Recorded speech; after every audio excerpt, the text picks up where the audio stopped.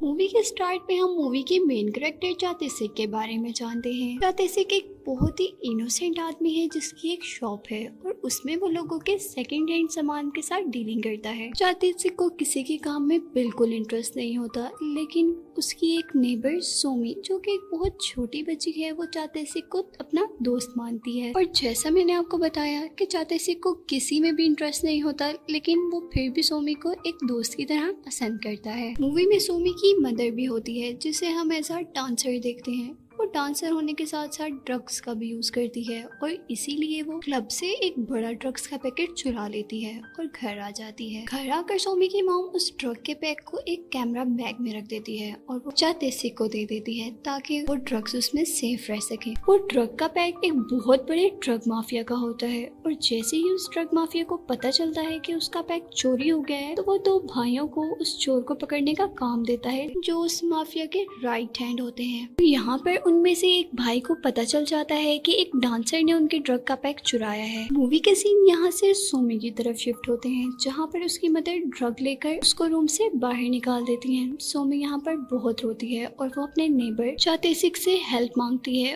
और चातेसिक उसे सोने के लिए जगह भी दे देता है। चातेसिक से कहती है, क्या तुम्हें पता है कि लोग तुम्हें क्या कहते हैं, एक सोम घोस्ट, क्योंकि तुम बहुत डरावने हो। इस बात का चातेसिक उसे कोई जवाब नहीं देता और सोने का कहकर वहाँ से चला जाता है। मूवी में यहाँ पर सीन सोमी की मदर की तरफ जाते हैं जहाँ पे उसका बॉयफ्रेंड उसे ये समझा रहा होता है कि तुम उस ड्रग का पैकेट वापस कर दो क्योंकि वो एक ड्रग माफिया का है, और वो वार्न करता है कि अगर तुमने वो वापस ना किया तो वो लोग तुम्हें जान से मार देंगे। उसके बॉयफ्रेंड के काफी समझाने के बाद भी वो नहीं मानती। अगली सुबह होती है और हम चातेसिक को देखते हैं जिसके नेल पर सोमी एक एंग्री इमोजी बनाकर जाती है और उसके लिए एक लेटर भी छोड़कर जाती है। उन चीजों को देखकर चातेसिक के मुंह पर मुस्कुराहट आ जाती है। एक दिन चातेसिक सोमी के स्कूल के बाहर से गुजर रहा होता है।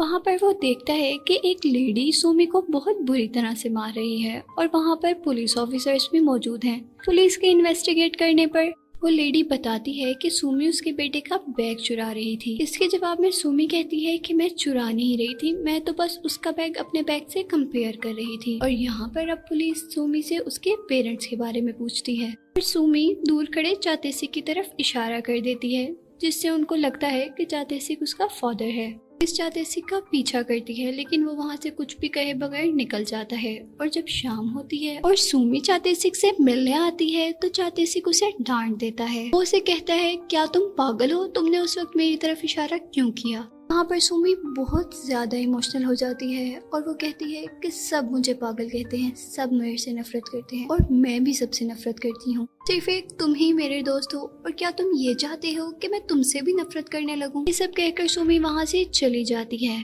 इस सब के बाद जब सुमी अपने घर पहुँचती है तो कुछ बहुत अजीब लोग उसकी माँ को मार रहे होते हैं। ये उसी ड्रग माफिया के लोग होते हैं जिसका पैकेट सुमी की मदर ने चुराया था और वो सुमी की मदर से उस पैकेट के बारे में पूछने आते हैं। सुमी की मदर उन लोगों को बताती है कि वो ड्रग पैकेट एक कैमरा बैग में है। उसके बाद जोंग सियोक, जिसके बारे में मैंने आपको बताया था कि वो ड्रग माफिया का राइट हैंड है, सुमी और उसकी मदर को किडनैप कर लेता है। उसके बाकी लोग चातेसिक के घर पे वो ड्रग पैकेट लेने के लिए चले जाते हैं। वो लोग चातेसिक की शॉप का लॉक तोड़ रहे होते हैं कि वहाँ पर चातेसिक आ जाता है।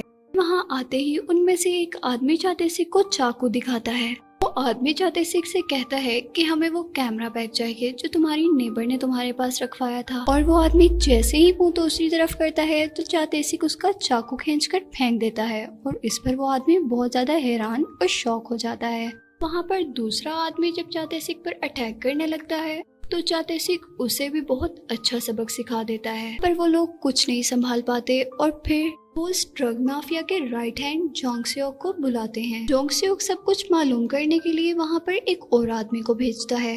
वो आदमी एक फोन ताजेसिक की तरफ बढ़ाता है जिसमें वो सुमी की आवाज सुनाता है। ताजेसिक जैंग सॉन्ग की धमकी पर वो बैग उन लोगों को दे देता है और अब उन आदमियों में से एक आदमी अपने ही एक साथी को मार देता है क्योंकि वो उसे पसंद नहीं करता। ऐसे में वहाँ पर एक मर्डर हो जाता है जिसका इल्जाम ताजेसिक पर आ सकता था। इसी के साथ वो फोन भी जिस पर चातेसिक ने सुमी से बात की थी वो भी वहीं पर होता है। यहाँ पर ताजेसिक को उन लोगों पर शक होने लगता है क्योंकि उन लोगों को ड्रग्स तो मिल गए लेकिन उन्होंने सुमी और उसकी मदर को नहीं छोड़ा। जैसे ही वो उनके पीछे आता है तब तक देर हो चुकी होती है क्योंकि वो लोग उन्हें ले जा चुके होते हैं। यहाँ पर चातेसिक को कुछ समझ नहीं आता और वो पुलिस को कॉल करता है। पुलिस को सब कुछ बताने के बाद जब पुलिस उससे उसके घर का एड्रेस पूछती है तो वो खामोश हो जाता है क्योंकि वहाँ पर एक मर्डर भी हुआ होता है जिसके लिए चातेसिक फंस सकता था। इस सब के बाद ताजेसिक को उसी फोन पर एक कॉल आती है। इस फोन पर उसने सुमी से बात की थी और उस फोन पर उसे जैंग सेओक और मैन सेओक जो कि ड्रग माफिया के राइट हैंड होते हैं उसकी कॉल आती है और वो कहते हैं कि अगर तुम्हें वो दोनों जिंदा चाहिए तो तुम हमारे लिए एक काम करोगे। इसी के साथ साथ वो ये भी बताते हैं कि इस काम की डिटेल तुम्हें इस मोबाइल पर ही मिल जाएगी। उनके कहने के मुताबिक ताजेसिक एक लॉकर से ड्रग का पैकेट लेता है और ड्रग माफिया के हेड को जाकर देता है और उनसे कहता है सुमी और उसकी माँ को छोड़ दिया जाए। यहाँ पर वो ड्रग माफिया बहुत ज्यादा हैरान हो जाता है क्योंकि उसे नहीं पता होता कि उसके राइट हैंड ने उन लोगों को पकड़ लिया है जिसने उसका पैकेट छुड़ाया था। इसी के साथ उसे उस धोखे का पता चल जाता है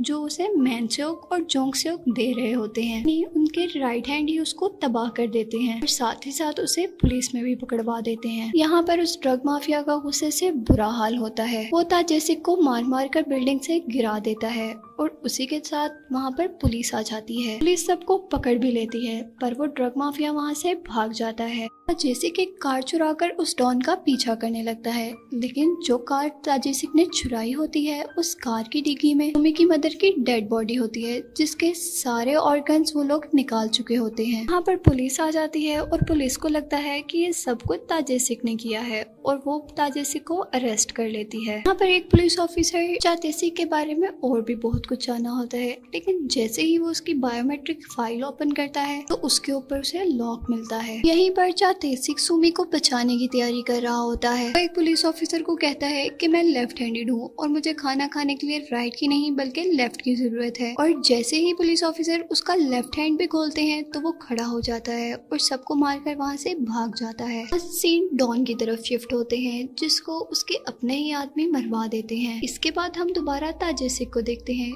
जो उसी फोन से जो कि उसे सुमी से बात करने के लिए दिया गया था उस सुमी के बारे में पता लगवाना चाहता है। जैसे उस फोन का पता करने के लिए एक फोन शॉप में जाता है लेकिन वो फोन इलीगल होता है इसलिए वो फोन मैनेजर उसे कुछ भी नहीं बताता। जैसे ही ताजेसिक उसे मारने लगता है वो सारी बातें सच सच बता देता है। उस आदमी की बताई हुई इंफॉर्मेशन पर अमल करने लगता है। यहाँ पर सीन दोबारा उस पुलिस ऑफिसर की तरफ शिफ्ट होते हैं जैसे कि फाइल अनलॉक करवाता है और उसे तब पता चलता है कि वो एक मिलिट्री ऑफिसर है। कि बात चाहते से एक मैन सेओक और जोंग सेओक तक पहुँचने में कामयाब हो जाता है। उन्होंने अपने डॉन को मरवाकर सारा काम अब खुद संभाल लिया था जो कि तमाम का तमाम इलीगल था। बिल्डिंग में चातेसिक को मैन सेओक मिलता है लेकिन क्योंकि चातेसिक ने कभी मैन सेओक को देखा नहीं होता इसलिए वो नहीं जानता लेकिन मैन सेओक तो उसे पहचानता था और वो अपने भाई यानी जैंग सेओक को कॉल करके कहता है कि तुम होशियार रहो। जेसिक उसी बिल्डिंग के वॉशरूम में जाता है।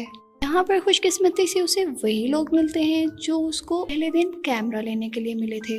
वो उस आदमी से सुमी के बारे में पूछता है लेकिन वो कुछ भी नहीं बताता इसीलिए वो गुस्से में उसी के चाकू से उसी का शोल्डर जख्मी कर देता है। इसी के साथ साथ वहाँ पे वो आदमी भी आ जाता है जिसने सुमी से बात करवाई थी।